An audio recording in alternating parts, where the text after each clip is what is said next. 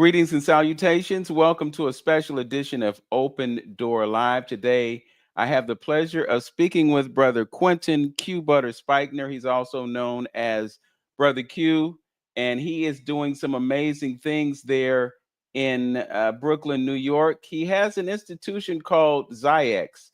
It was born out of a deep concern for the persistent challenges Black students face within the public school system. In 2016, in a small room in Brownsville, Brooklyn, the founder, Quinton Q Butter Spikener, embarked on a mission to create a transformative educational experience designed specifically for Black students. What began as a part-time program with just 6 children connected through a Google Hangouts platform with families across the country soon evolved into a hybrid program that combined in-person classes with online instruction. From these humble beginnings, the XyayX Institute has expanded its reach to serve homeschooling parents and families nationwide, offering both in-person and virtual learning opportunities. So we're going to be exploring the XyayX Institute, and we'd like to bring aboard Brother Q. Brother Q, are you with us? Yes, sir. Peace, King. How are you? I'm doing quite well. And full transparency, a very close friend of mine named Carlene Blair brought me to your attention. She said that she visited your school, and because of what she's seen, she's really been highly motivated to get involved in what you're doing. She sees great value in what you do. And the bottom line is that you are educating children in a way that public schools are not educating them. So, talk to us about what prompted you to start this institution and talk to us about the things that you are doing. I would say responsibility for me, empowerment as a Black person. Black empowerment is centered around education, and education being the centerpiece for any capacity a person has. And so for me, seeing our community and the shortcomings that we may have had and the challenges that face us, education would be for me the priority or the primary tool for us to actually empower ourselves to be able to handle whatever circumstances that are being presented to us by whatever sector of people, realities in life, so on and so forth. Okay. And more importantly, my parents. I always had an issue with my father sending me to public school. I learned the majority of what I know from my father and my parents. And yeah, going to public school was like, Daddy, why are you sending me here, bro? Can you just continue to teach me on the book? He had a little blackboard in the house. I'm like, teach me on that. Like, I don't want to. I'm learning a lot of other stuff in public school that is not part of the curricula. Mhm. So, how did you go about starting the school? I homeschool my children. So when I had my first son, it was okay, we're not going to public school. And so that was the beginning of that. And then my second son, and I did an interview, or rather I was doing events with my partner and other associates called Educating Us and Let's Build. And during those events, the discussion point typically was centered around what are we going to do? What are we going to do? What are we going to do? The typical, conversations that may happen in the Black community. And also at the time I did a video discussing my issues with some of the local churches and the usage of space or their lack of use of space properly or effectively in the community. And I said, if I ever get a little space, I'm going to turn it into a homeschool program or whatever community program. And I actually got a little space and I turned it into above my music studio. And I turned the first portion of it into a classroom. And parents who knew me from the Let's Build, they knew that I was educating my children. It was like, I'll bring my kids there. And I put a video on Facebook and I did an interview like a couple months later. Next thing you know, I had 200-300 children. And that was in 2000. It's been going for a while now. 2018, we've been averaging maybe 100-200 students for about 7 years now. And they're all over the country. So parents, wherever they are, they can volunteer, get involved, and be a part of what we have going on. Okay. What makes your school different from the other schools that children are going to? My school is prioritized, and all of my programs are prioritized around Black people. We do have other educational programs that can be and are available for the community. But my goal and my desire and focus is on empowering the Black community.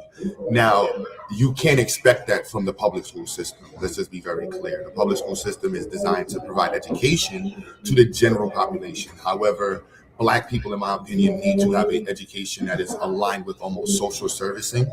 and is very much specific and catered towards our realities that we have faced in this country, and one that also facilitates a consistent exposure to the realities that we need. And at the same time, one that also acts as a platform, an aggressive platform for empowerment, very directly in the conversation. The way in which I can talk here with my students is different. It might sound funny, but my students understand that white power is black failure. So I can't say that in public school. If I tell them, "Hey, is that white power?" You see, they all turned around like, "What am I doing, Mr. Q? What I did wrong?" They understand, black power. My bad. I was showing an example. They understand that doing their best, being about empowering the community, understanding the plight and challenges that our ancestors faced, understanding, we had a video on reparations that we had our students do. And each year with our AI and digital media class and other classes, they have to do videos on why black people deserve reparations. How should black people go about pursuing reparations? What are other ways black people should be repaired for the damages that are done in the country, that were done to them? Our focus on diasporic connectivity and continental connectivity is important. This year, hopefully 5 of our students will be traveling to Ghana. Last year, 2 of our students went. The year before that, 1 student. And the explicit need for connectivity within our community is beyond a level of focus. The exposure that is not happening in public schools. So we're an engineering-based program and African studies and social justice. So all students here are geared towards learning about Black history, African history, Black-centered history, and around social justice, and finding ways to actually address the issues that have happened to Black people in the past. And then our focus on STEM. You have to go to maybe an Asian institute or some of the top white schools to find a focus in STEM and engineering that mirrors what we have here going on. Is there any place for art within your STEM program? Art is the expression of science, in our opinion. So when you become good, the Mercedes-Benz, my favorite car, is one of the best designed cars, artistically speaking. And the engineers who made that, the vehicles are capable of doing what it is, in many ways, is artistic. When you buy an AMG, you're paying for somebody who's an engineer that's the top of the top class designer. And we promote that same thing here with our students. They're all creators. She just created a robotic arm. Right now, they have an HVAC creative project. My students online are doing a robot project where we gave them 2 motors, a joystick, and said, because they don't have a 3D printer, so they can use a popsicle stick, they can use Gorilla Glue, they can use foam, they can use cardboard, whatever they want. But as long as they code it and have the arms moving, however they do it, and that is on them. So I'm with the art. I'm also an audio engineer. I have a music studio. People always say, "Q, what about the arts?" And it's embedded in STEM. How you express yourself with your skill set as an engineer becomes, your art. Okay. I like what you were saying about some of the things that you have your students designing. Can you talk a little bit more about projects that they're involved in? Yes. So our primary focus this year is automation and communication technology. I can summarize it as that. Also with physical computing. And so right now they're introduced to, you can't name it. So right now I have a third of them doing HVAC projects in different types of HVAC projects, heat, ventilation, and air conditioning.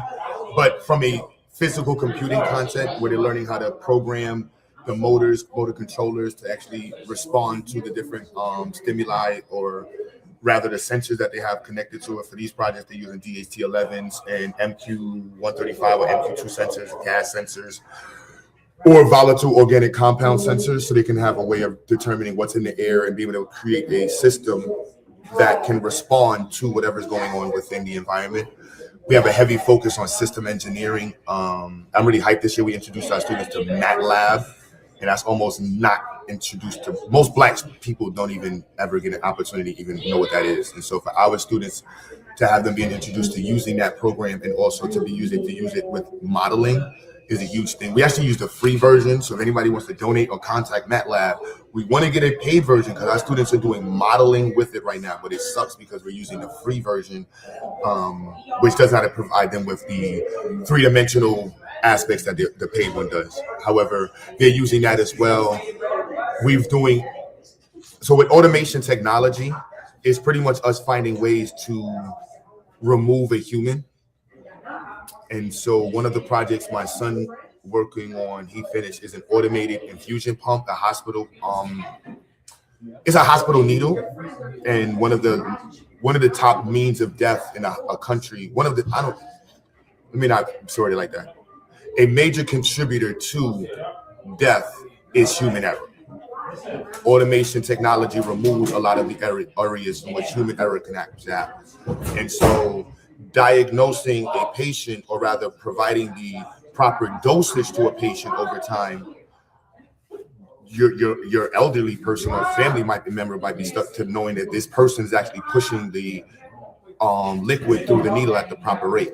With the project they're working on, it's automated, so you don't have to worry about a human accidentally pushing too much liquid through or taking too much liquid out. They're working automated pumps. We have tons of HVAC projects they're doing. We have robots right now. They have 10 robots there in the room focusing on getting the dynamics right and the kinematics of the linkage systems right. My other son, he's worked on an autonomous guided vehicle. We're actually going to be pushing that this year.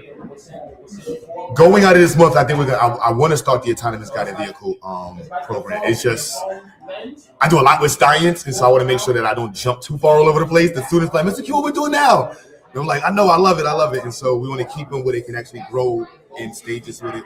I've been blessed to be able to find some of the people that we have on the team around the country throughout the internet. And so we have a physical computing teacher in Texas. We have our electrical engineer in Philadelphia.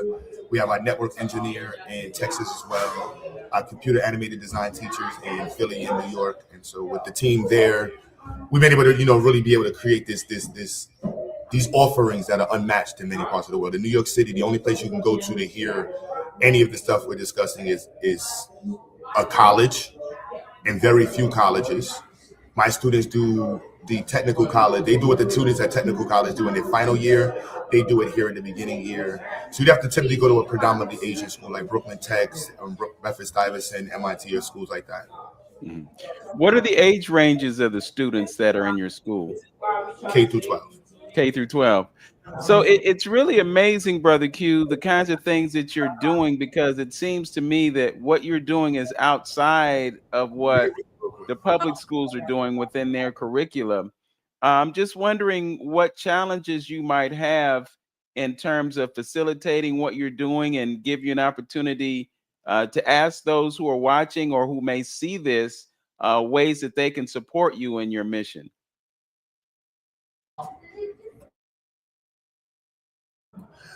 Ways to support. One, well, challenges. So, no, it's all right. That's the best part about it. So, she's working. She just chose to make this robotic arm that she's working on right now. She's an amazing student. Some of the challenges, top challenge, lack of funding. I would say my top challenge, one, is that I'm Black first. And for many people, that is the bigger issue than anything else. People be willing to help in many different ways. Come around, let me show it. Until I say that I'm for Black people first. And typically only. So that's a space that's very challenging. That's my son, second son. He made the infusion pump. It's Shahada. She made her. Let's lean over and show the robotic arm. She's working on that one. We have a science fair this weekend. A small one, not the huge one we're doing. Is it on Friday and Saturday? We're just gonna do Saturday because there's too much going on. Mr. Q's losing his hair by the minute. Yes, I'm losing hair by the minute. I'm trying to keep up with my hair, man.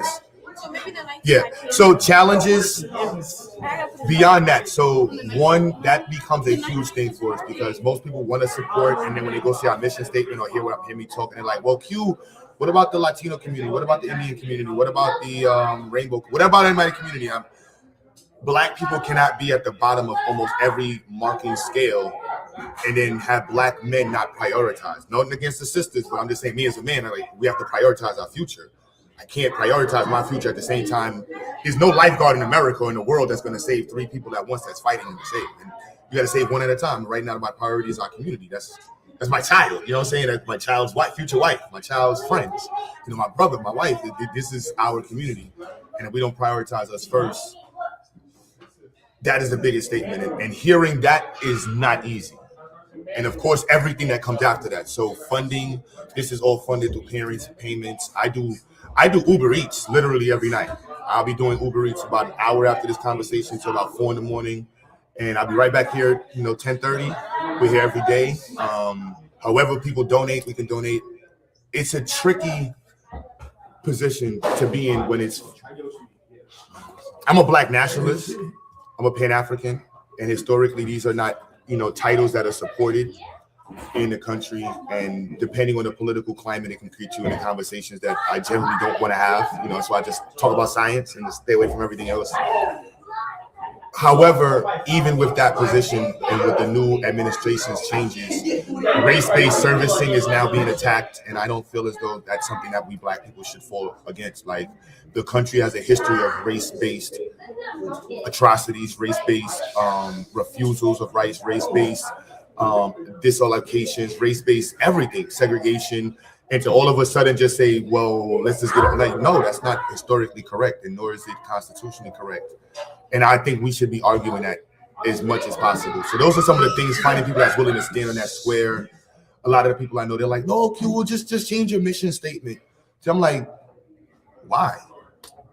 I got here and I'm going to continue to go where I'm going without it. So, might as well just stay focused on Black people. So those are some of the main challenges that I have. What does that look like next year? There's people that have way less than me. There's people that's been in the movement for a long time and don't have a fraction of what I have. So I'm very humble in that sense. My children, my oldest son is right there. Jalil, you want to show me a car real quick? Or in your HVAC project? My sons are like little geniuses, and my wife is here, and I'm very fortunate. So I try to count those as much as possible towards the reality. You get it. Well, what amazes me is the level of education that you're teaching, and you're having them do things that students that are their age in other schools aren't doing. There's a common narrative that, so many of us are in special education programs and all those other kinds of things. And then there's the model of exploitation of students in schools based on the things that are happening to them, and then getting children involved in medication to manage their behavior and all of that.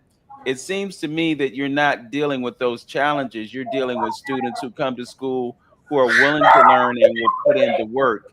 I'm just curious about how you go about finding the students who are participating in your school.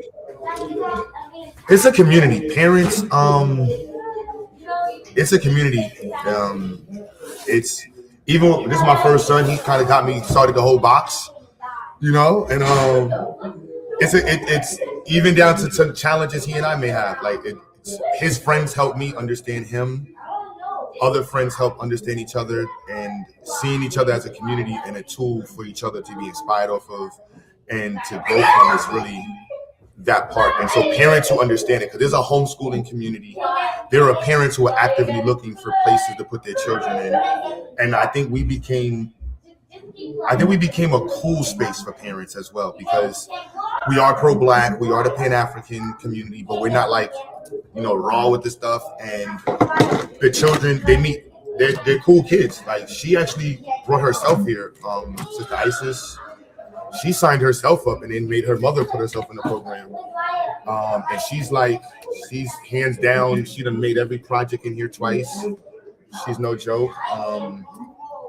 So when they see them, they just created a page on TikTok, trying to get him to promote his channel more on Instagram. Follow us at the Girls of XyayX Institute.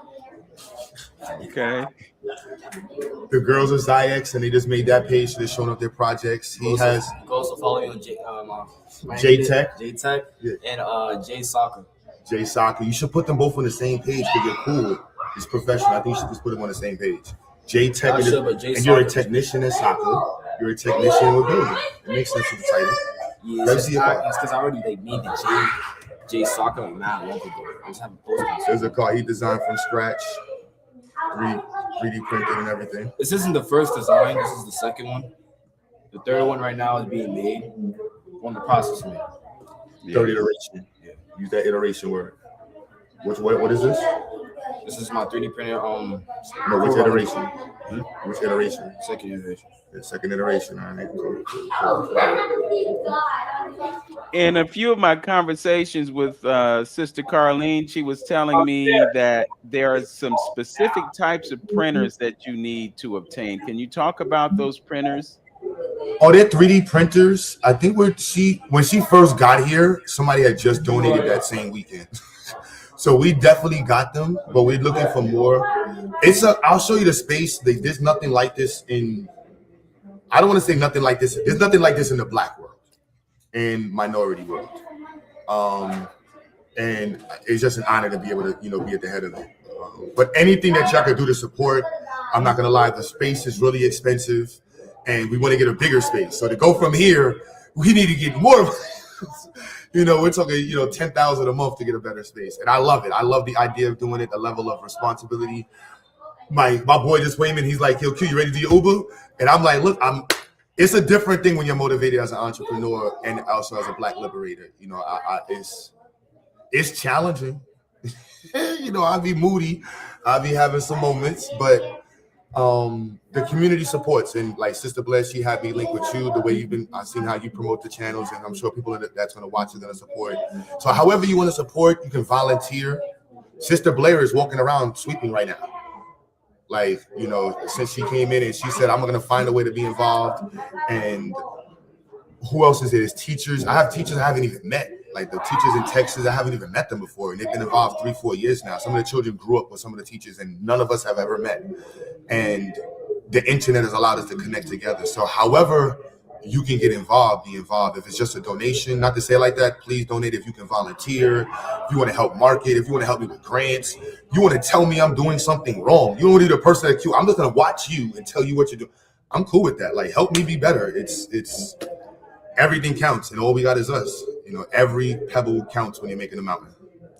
Well, based on the conversations that I've had with her about what you're doing, one of the things that strikes me as the most pressing need is some administrative assistance. I think you need somebody full-time writing grants. Are you open to receiving grants for your institution? Yes, depending on the conversation, and you know how that goes with grants. As long as the grant fits our mission and we fit the criteria of the grant and cohesiveness without having to sell out. Right.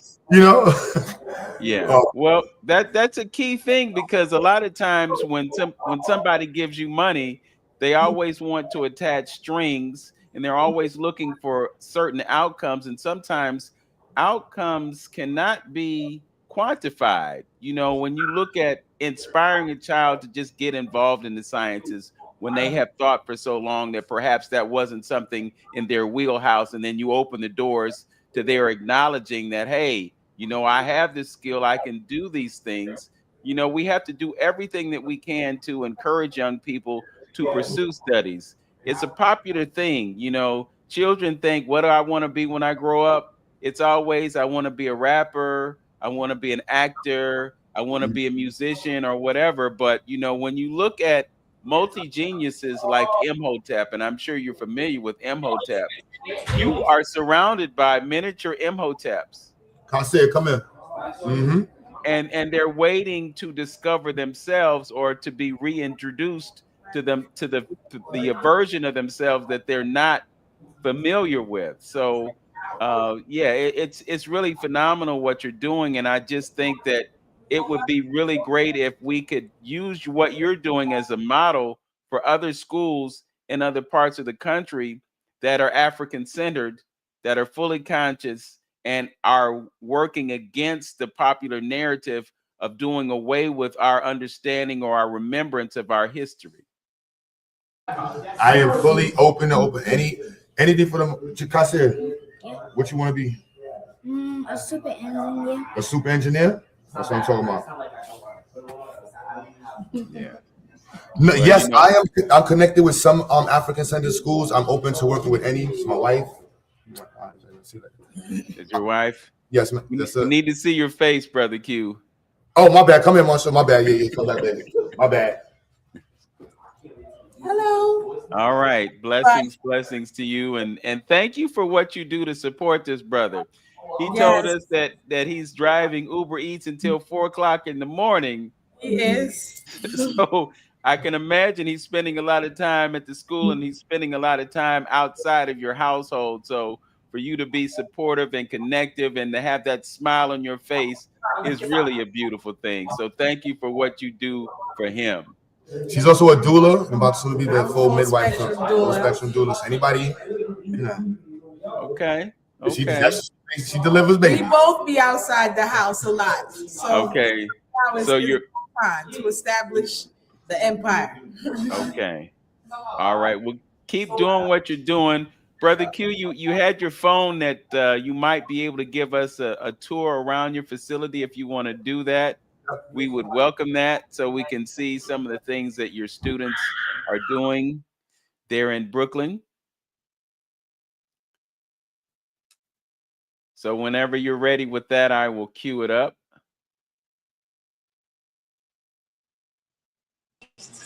I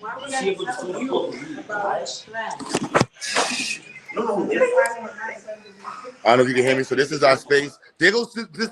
Hey, why is she sweeping? Help, yo, get the broom from her, please. Look, tips for blood right there, and we tell her every day the kids have to clean. She's like, no, Mr. Q, I'm cleaning. They gotta clean. I don't know how public schools spend. You know, public schools spend thousands of dollars on kids' garbage, and the kids are supposed to clean up their garbage. That's crazy. It's crazy. So this is our space. This is one of the tutoring rooms and classrooms. Forgive us, we got projects all over the place. So this is one HVAC project one of the girls is working on.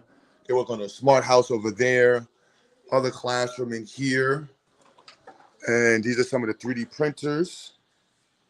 This is our builder's lab space. This room is dedicated to environmental engineering. Dave, you can swap this battery real quick. Let me see you swap that battery. Any one of those are charged. And so we teach them how to make kits like this. This is a classroom model, but we have industrial versions that we're going to be installing in gardens. And the goal of this is to have students have access to consistent research platforms and be able to produce data that's actually quantifiably usable for or our own arguments, and specifically the environment. A lot of times people discuss the issues that goes on in the Black community, but we don't have an actual means of connecting what we would call the true statements. That battery's there too. That battery there too. All right. All right. Keep that drop batteries.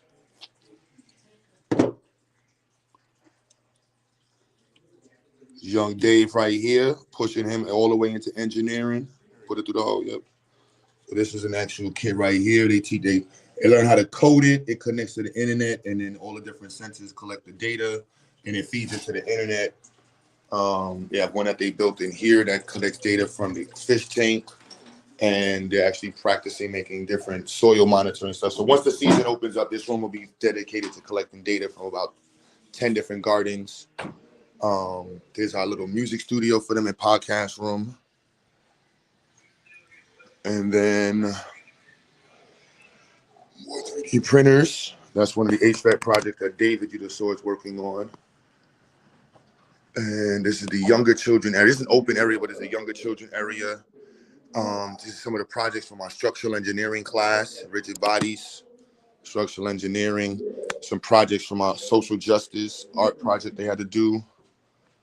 More old 3D printers, conveyor belt project, and another HVAC project right there. We're getting ready for the science fair. And this is our main engineering lab. Yeah, do you see students are still in class? He's in Louisiana, and that's brother GA. He's in Texas. You know what I think? And they're working on projects still right now. And the class has been over for an hour.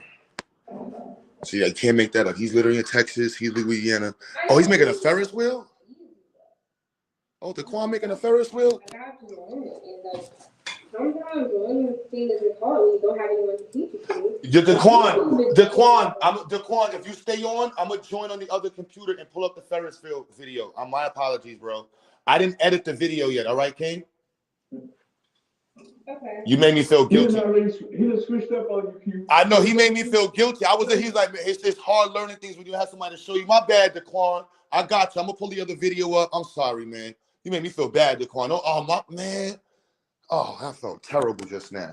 I got you, Daquan. I'm gonna log on the other computer. I'm not going anywhere. This is the big duct system that they're working on. This is an industrial duct system they got. robots they make. This is the robots that they're putting together right now for display. So they got like 20 robots. There's more in the closets that they 3D printed and they're putting together. Robots, 3D printed rockets. And so this is I think this one is hooked up. They can actually, that one works. this one's set up. So this is an actual fully industrial system right here. Something looks unplugged though. Hey, don't go nowhere. This is what is unplugged right here. Can we figure this? What is this going to? This is the digital. That's the analog. Oh, that goes to AO. All right, this goes to AO. One thing I love about doing this, I get to troubleshoot everything and memorize everything. So like, I got like every project in my head. But Isis is our superstar, and invest in her now. She is no joke, and she'll be fully calculus ready, engineering goddess right there. And where is the power supply? Oh, there we go, right here. And just to give y'all a nice demo. So this is an actual industrial. They're working on 3 or 4 of them because we want them to do. The robots is cool, but the industrial projects make people respect us a little bit more. Everybody knows what an HVAC is. Everybody has a ventilation system in their house. A lot of times when we show people the robots, they're like, "That's cool, that's cute, but what can I do with it?" It's like, all right, we got you. This is the positive right here. That's positive. Yeah. That's in there. Yeah. And it'll look just like the diagram that we've been covering the last, the hookup will be the same. And the brother you hear talking in the background, he's in Texas right now. I can't wait to Okay. meet this brother. He's a legend. He teaches our physical computing class. And Wait, whoa.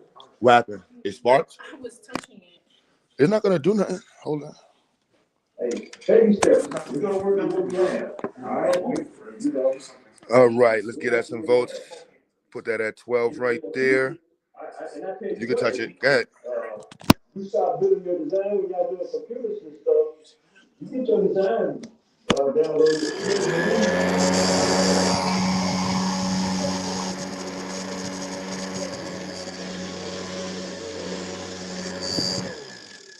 So in industrial, this one is, they coded this one to turn on and go faster depending on the chemicals that's inside of the area.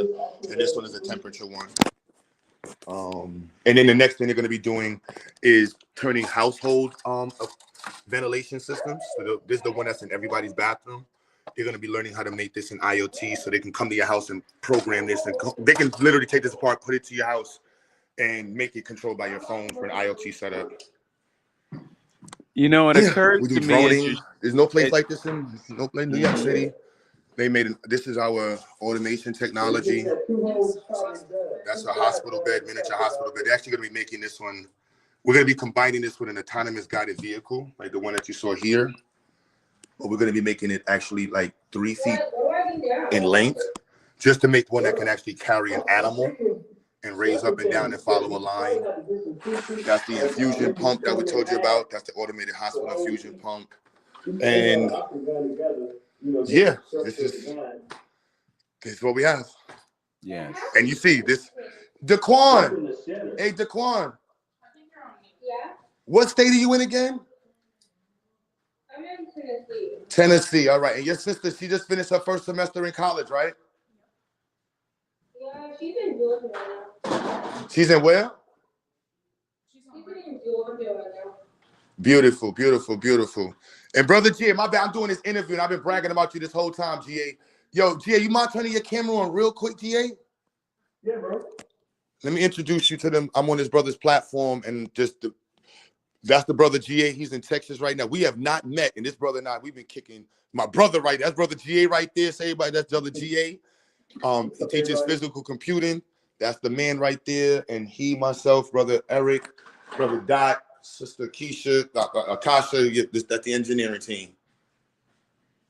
But yeah, hey, brother Eric. I didn't say brother Eric. My bad. I thought I said brother Eric. Don't mean I forget brother Eric. I don't get beat up. So yes, this is the space. And so this is what we have going on. See the projects. You still there? Yeah, I'm still here. And I'm gonna go back on the computer. I think my phone is dying. Okay. I am so amazed and impressed with what you're doing in that school. And one of the things that really resonates with me is All that right, so that's the space. My bad, my phone started dying. okay. What really Can you hear me? impresses Oh, the me, sound is down. Brother Q, Yes, sir. is that you don't have classrooms where students are looking at the backs of each other's heads. No, that's unnecessary. That's a waste of space. Yeah, it's just so counter to the customary education system that basically indoctrinates as opposed to teaching students critical and analytical thought and teaching them how to be creative. These students are getting something that they can't get other places. And one of the things that we're looking at right now is the fact that AI is taking away jobs. But it seems to me that you're cultivating students who will be able to use their skills and talents not only to survive but to thrive. Is that I'll put your it like idea? this: like, if to be an engineer, you have to know MATLAB, and that's for AI for modeling. You're not going to be an engineer with that. They don't even discuss that in Black schools. So for our students to be doing modeling right now with MATLAB, put them in such a specific and peculiar group, like the population of people who can actually use and understand the purpose of MATLAB as an AI is about 1% of the population, 2%. Whoever ever even be introduced to that program will ever see it on a computer, less than 1 to 2% of the population will see that. And I'm happy to say every single one of my students from our 9th to 12th grade class are introduced to that.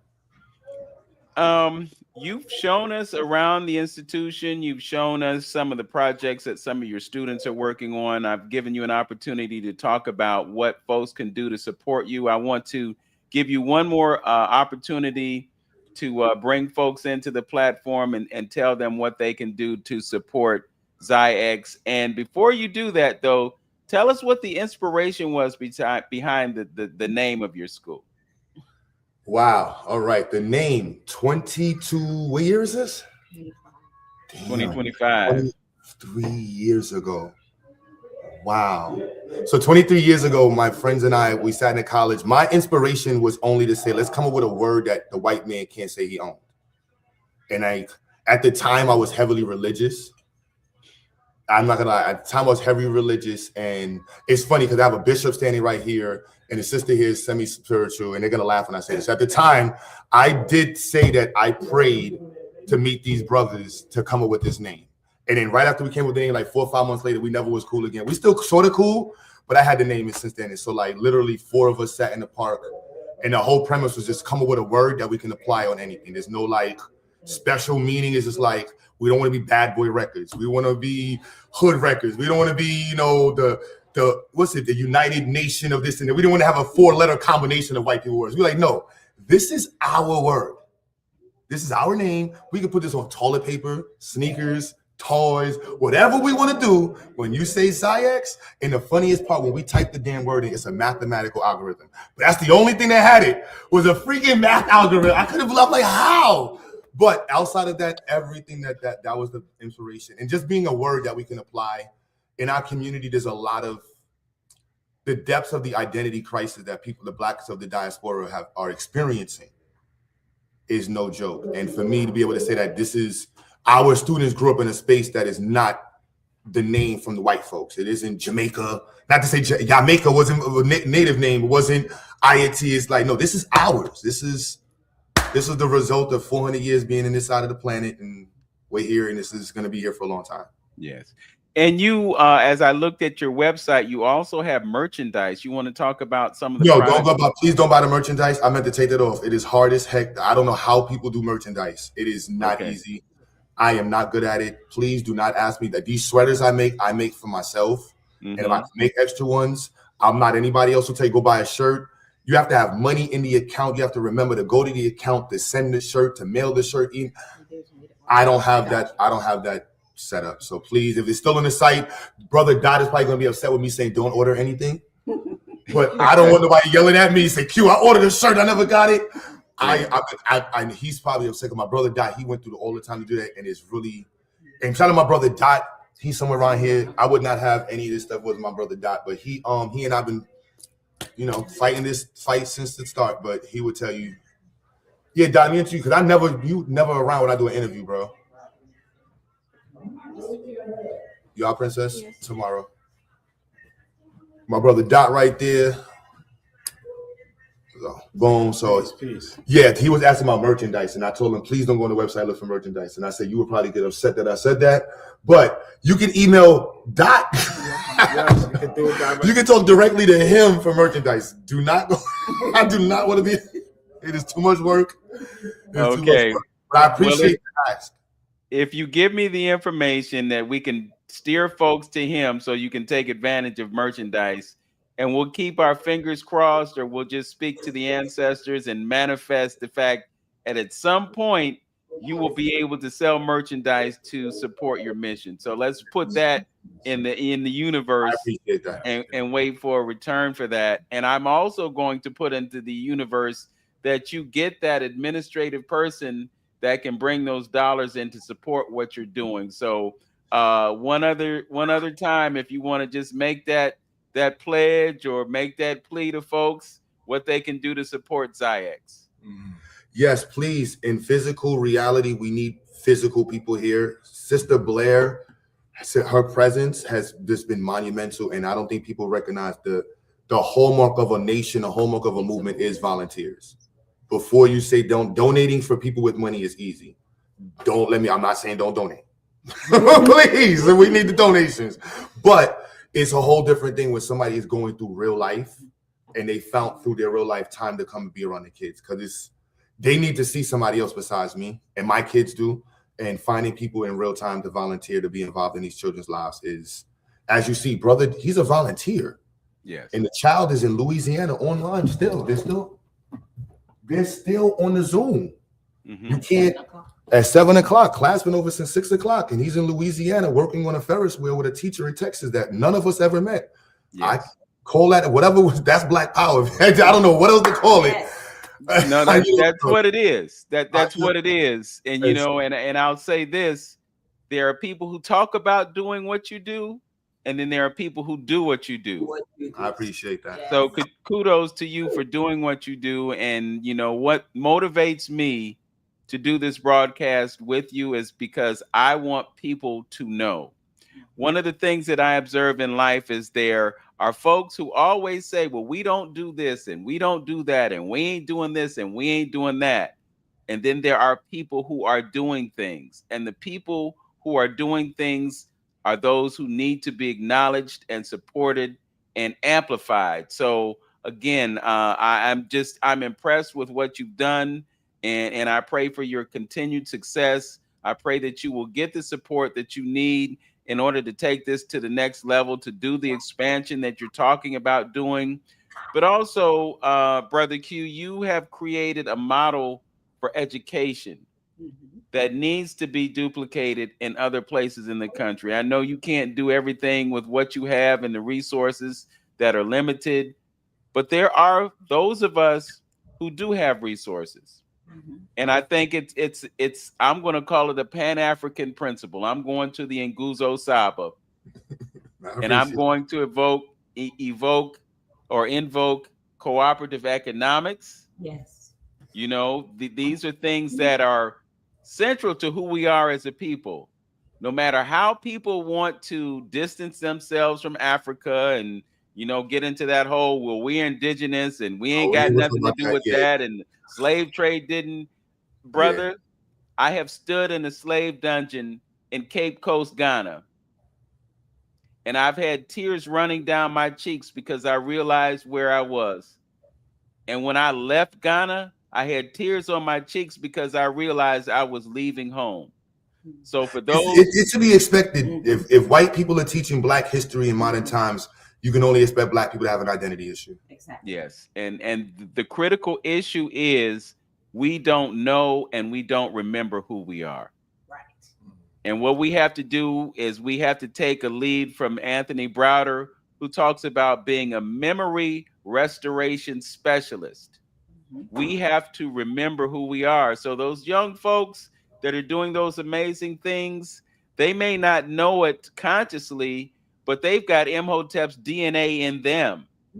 And that's what enables them to be the creative people that they are, to be engaged in engineering. You know, when we don't want to The only reason that we want to be connected to math is to count money. No, that's crazy. You My know, students in here, like I'm trying to find ways to get my 4th to 8th grade students to pre-cal.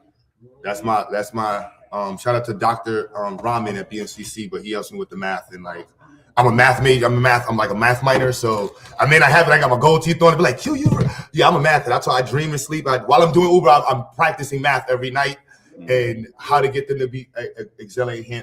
He's literally the last one in the building. His father picks him up at like 8 o'clock. And can you show them what you're working on real quick? I was working on an HVAC system. The tape is there because I couldn't really cut it yet.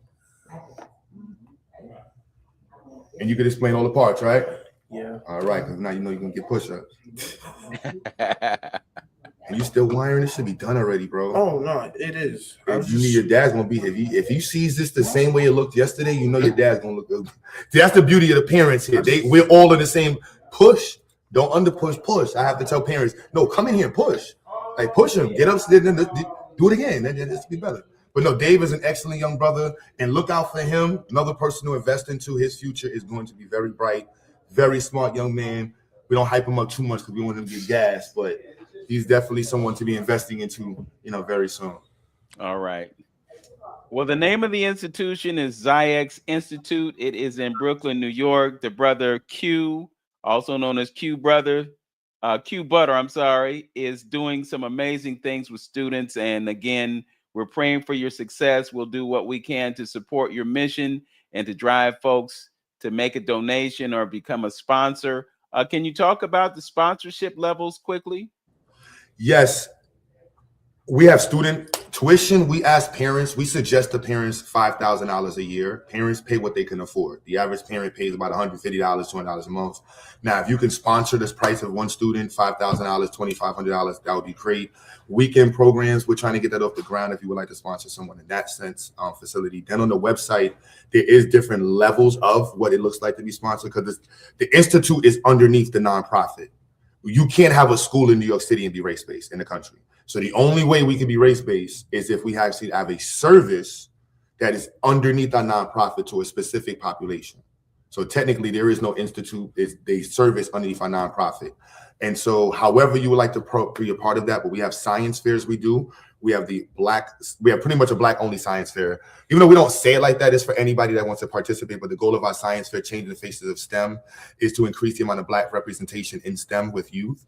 And so that's something that could be sponsored. We're doing a small science fair this weekend. This is a new location. We're doing it this weekend here, but we want to do the next one really, really big. And so anybody wants to be involved in that, sponsoring it in other spaces, sponsoring STEM programs at schools, churches, community centers, wherever it is, however it is. And I will definitely come out. Our students will come out and also help that go off and get done. Tools for students. If you want to sponsor a student like maybe Mr. Q, the one that you saw on the screen, him and his sister is in Memphis University, 17 years old, studying biology. She was one of our top students. Her mother can't afford a 3D printer. Buy them a 3D printer. You know what I'm saying? If you want to sponsor somebody, sponsor the tools for my students so they can be even greater. If all my students have 3D printers, the stuff that we can produce, and not one 3D printer, all my students need 2 3D printers. We don't get one, we get 2. So when that one breaks, you get another one in efficiency. So look, if you balling, that's like $400. You can get, we got 20 students in that group right there. Let's ball out. What, like $8,000? Boom, you got 3D printers getting thrown out on the. So however you want to do it, I'm a business person and I'm an entrepreneur. I am not government. I'm not government down.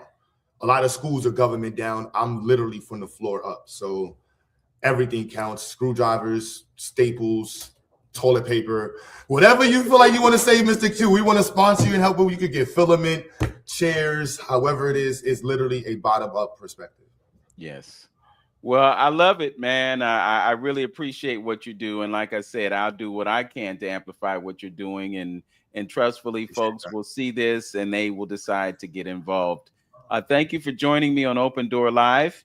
And we'll look forward to future conversations. There's another show that I do on a radio station, and we go live on Saturday mornings. And I don't know if you can squeeze us in sometime within the very near future, but we have Afrocentric scholars on our program all the time. What time Saturday? It's at 11 o'clock on Saturdays. Oh, just send me the link. I'll pull up. I'm a YouTuber. I'll be in the social media streets. I'm in the streets of the YouTube. So if you live, just send me the live button. I'll pop up. I'll go in the chat. I'll share it. I'll share it on my time wall. I'll interview you on my platform. My platform's a little messy. So anybody who meets me, my YouTube channel's a little messy. I'm not gonna lie. There'll be some arguments going on. Okay. Go to YouTube, but please Well, feel you said you were Pan-Africanist, African-centered. I'm gonna do some name dropping. Okay, just give me a second. Malefi Asante, okay. Professor James Small, Mm-hmm. Dr. Charles Finch, Mm-hmm. Kaba Kameni. Mm-hmm. You know, we have these types of scholars on our shows on a regular basis. That's peace. Okay, so I want to bring you into the fold. Presence of kings. There's nothing like to be the presence of kings, man. We're gonna sound the trumpet for XyayX. Trust and appreciate believe. that. Professor James Smalls is on our board, advisory board. He speaks at, he might, I don't know if he can speak this weekend, but he speaks at most of our science fairs. Mhm. So that's my elder right there. But yeah, and anyhow, please. Okay. All right. Well, again, thank you for joining me. I'm going to put a link to your website in the description. It's actually already there. So people will see this. They'll have a way to connect with you. I will stay engaged in conversation with Carlene Blair, and she's going to give me the updates on the progress over there. But we're gonna put our heads together and see if we can't get some administrative support and find a place for Miss Blair to be there on a permanent basis, so she doesn't have to work in these crazy schools in New York and New Jersey, because she's had her fill of that stuff. She wants to be in a place where she can literally educate children on the things that they need to know and not the things that the man doesn't want them to know. How about I need 100,000. We need to find like 100,000 for her. That's how the school, the Board of Ed be having the break. She needs 100,000. Like, I'll take 100,000 for her. She's no joke. Yeah, well, we're putting that in the universe too, so that we don't have to see her travel to Africa or travel to South America and take her skills and talents there. We want her there in Brooklyn with you doing what you do. So thank you so much, man. Thank you to Miss Blair for introducing me to you. And this is the start of our effort to make sure the world knows about XyayX. Thanks for joining me.